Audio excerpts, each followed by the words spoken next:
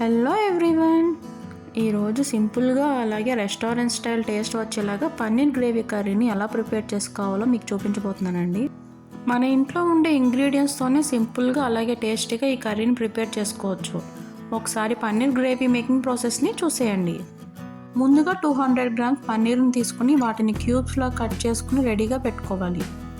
Next stove on చేసి కడాయి పెట్టుకుని అందులోకి 1 టేబుల్ స్పూన్ వరకు ఆయిల్ వేసుకోవాలి. ఆయిల్ వేడెక్కిన తర్వాత మనం ముందుగా కట్ చేసి పెట్టుకున్న పన్నీర్ క్యూబ్స్ని అందులో వేసుకోవాలి. వాటిని గోల్డెన్ బ్రౌన్ వచ్చేంత వరకు వేయించుకోవాలి.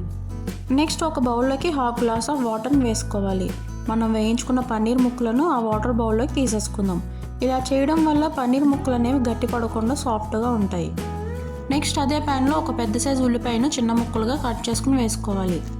ఉల్లిపాయ ముక్కలు మగ్గడం కోసం 1/2 స్పూన్ వరకు సాల్ట్ని వేసుకోవాలి. ఉల్లిపాయ ముక్కలు కలర్ చేంజ్ అయ్యేంత వరకు కలుపుకుంటూ వేయించుకోవాలి. చూడండి, ఇలా మగ్గితే సరిపోతుందండి. ఇప్పుడు అందులోకి 1/2 స్పూన్ వరకు అల్లం వెల్లుల్లి పేస్ట్ని వేసేసుకుందాం. ఒకసారి మొత్తాన్ని బాగా కలుపుకొని పచ్చివాసన పోయేంత వరకు వేయించుకోవాలి. నెక్స్ట్ 4 నుంచి 5 వెల్లుల్లి రెబ్బలు పీల్ తీసేసుకుని వేసుకోవాలి. అవి మగ్గిన తర్వాత 2 పెద్ద సైజు టమాటాలను చిన్న ముక్కలుగా కట్ చేసుకుని వేసుకోవాలి. ఒకసారి మొత్తాన్ని కలుపుకుందాం. నెక్స్ట్ 1 టీ స్పూన్ నువ్వులు, 10 బాదం పప్పులు, 5 నుంచి 6 జీడిపప్పులను వేసుకోవాలి. టొమాటో సాఫ్ట్గా అయ్యేంత వరకు మధ్య మధ్యలో కలుపుకుంటూ ఉడికించుకోవాలి. చూడండి, ఈ విధంగా ఉంటే సరిపోతుందండి. ఇప్పుడు దీన్ని చల్లారి పెట్టుకుని మిక్సీ జార్లోకి వేసుకోవాలి. అలా వేసుకున్నాక అందులోకి 1 టీ గ్లాస్ వరకు వాటర్ని యాడ్ చేసుకుని స్మూత్ పేస్ట్ లాగా గ్రైండ్ చేసుకోవాలి. చూడండి, ఈ విధంగా స్మూత్గా గ్రైండ్ చేసుకోవాలి. నెక్స్ట్ స్టవ్ ఆన్ చేసి కడాయి పెట్టుకుని అందులోకి 1 టేబుల్ స్పూన్ వరకు ఆయిల్ని వేసుకోవాలి. ఆయిల్ వేడెక్కిన తర్వాత అందులోకి మనం ముందుగా గ్రైండ్ చేసి పెట్టుకున్న మిశ్రమాన్ని వేసుకోవాలి. నెక్స్ట్ 1/2 గ్లాస్ వరకు వాటర్ని యాడ్ చేసుకుని ఒకసారి మొత్తాన్ని కలుపుకోవాలి. ఇప్పుడు అందులోకి రుచికి తగినంత ఉప్పు, 1/2 స్పూన్ పసుపు, 1.5 స్పూన్లు కారం వేసుకుని ఒకసారి మొత్తాన్ని కలుపుకొని మరొక 10 నిమిషాలు ఉడికించుకోవాలి. నెక్స్ట్ మనం ఫ్రై చేసి పెట్టుకున్న పన్నీర్ ముక్కలను వాటర్తో సహా గ్రేవీలోకి వేసేసుకోవాలి.